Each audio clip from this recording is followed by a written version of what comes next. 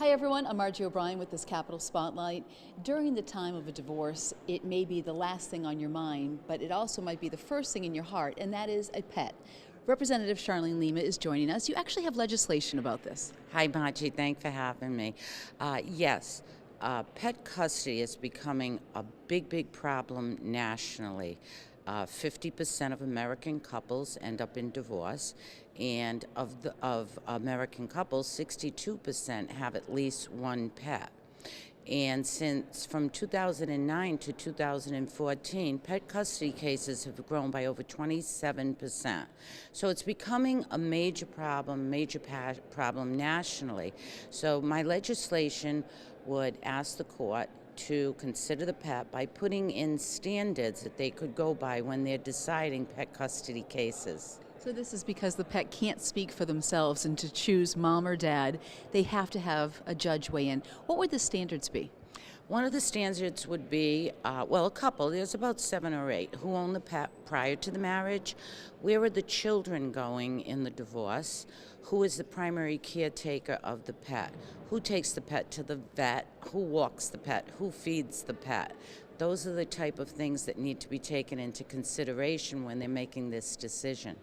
Well, it's interesting. When I first read this, all I could think of is right before a big trip, my husband and I did a will to take care of the children.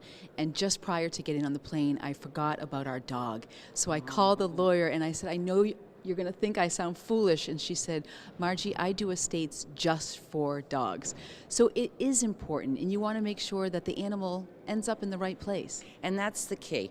Right now, under the law, the pet is considered property, just like a boat, a car. And so this legislation would not have them considered just as property, because as you said, for a lot of people, their pet is part of their family. It's not just an object. Very true. So where does the bill stand right now? The bill is actually being heard today in the House Judiciary Committee at the Rise of the House, and that's in room 101, and I hope a lot of people come up to testify. We got a lot of support for it.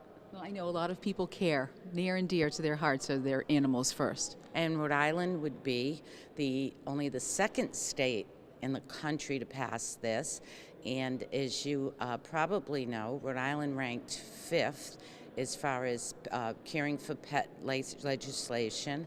And so I told the Speaker, who's very good with pet legislation, we're going to make him number 1.